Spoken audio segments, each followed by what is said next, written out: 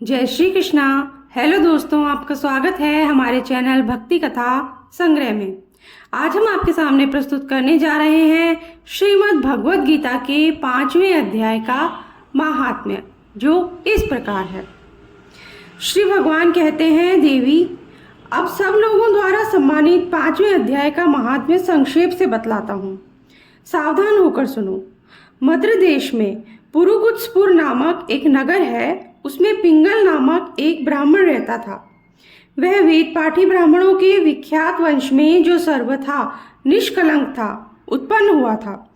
किंतु अपने कुल के लिए उचित वेद शास्त्रों के स्वाध्याय को छोड़कर ढोल आदि बजाते हुए उसने नाच गान में मन लगाया। गीत, नृत्य और बाजा बजाने की कला में परिश्रम करके पिंगल ने अपनी बड़ी प्रसिद्धि प्राप्त कर ली और उसी से उसका राजभवन में भी प्रवेश हो गया। अब वह राजा के साथ रहने लगा और पराई स्त्रियों को बुला बुलाकर उनका उपभोग करने लगा।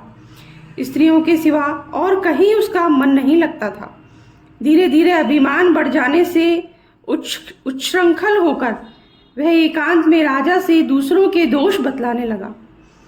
पिंगल की एक स्त्री थी जिसका नाम था अरुणा। वह नीच कुल में उत्पन्न हुई थी और कामी पुरुषों के साथ विहार करने की इच्छा से सदा उन्हीं की खोज में घुमा करती थी। उसके पति को अपने मार्ग का कंटक समझकर एक दिन आधी रात में घर के भीतर ही उसका सिर काटकर मार डाला और उसकी लाश को जमीन में गाड़ दिया। इस प्रकार प्राणों से वियुक्त होने पर वह यमलोक में पहुंचा और भीषण नरकों का उपभोग करके निर्जन वन में गिद्ध हुआ।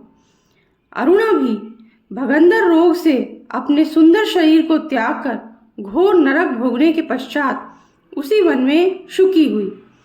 एक दिन वह दाना चुगने की इच्छा से इधर उधर फुदक रही थी।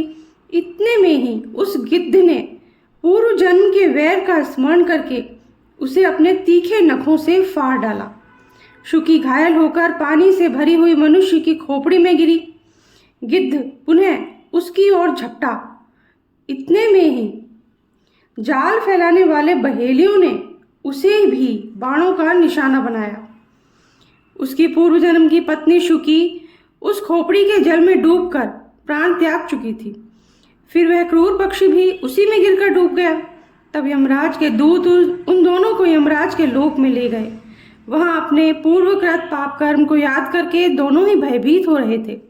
तदनंतर यमराज ने जब उनके घृणित कर्मों पर दृष्टिपात किया, तब उन्हें मालूम हुआ कि मृत्यु के समय अकस्मात खोपड़ी के जल में स्नान करने से इन दोनों का पाप नष्ट हो चुका था। तब उन्होंने उन दोनों को मनोवांछित लोक में जाने की आज्ञा दी। यह सुनकर अपने पाप को याद करते हुए वे दोनों बड़े विस्मय में पड़े और पास जाकर धर्मराज के चरणों में प्रणाम करके पूछने लगे, भगवान, हम दोनों ने पूर्व जन्म में अत्यंत घृणित पाप का संचय किया है, फिर हमें मनोवांछित लोकों में भेजने का क्या कारण है, बताइए। यमराज ने कहा, गंगा के किनारे वट नामक एक उत्तम ब्रह्म ज्ञानी रहते थे। वे एकांत सेवी, ममता रहित, शांत, विरक्त और किसी से भी द्वेष न रखने वाले थे। प्रतिदिन गीता के 5वें अध्याय का जप करना उनका सदा का नियम था।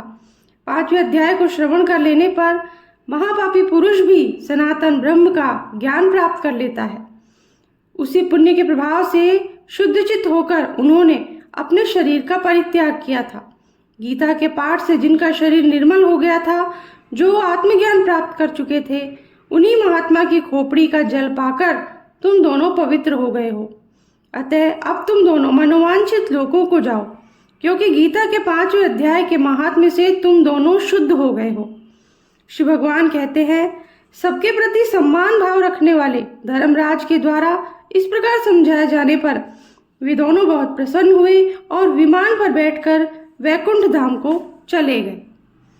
इसी के साथ आज का वीडियो हम समाप्त करते हैं। अगर आपको पसंद आया हो तो लाइक कर दीजिए और अगर आपने चैनल को सब्सक्राइब नहीं किया है तो सब्सक्राइब कर दीजिए, बेल आइकन प्रेस कर दीजिए, ताकि हमारे आगे आने वाले वीडियोस भी आपको आसानी से मिल सके।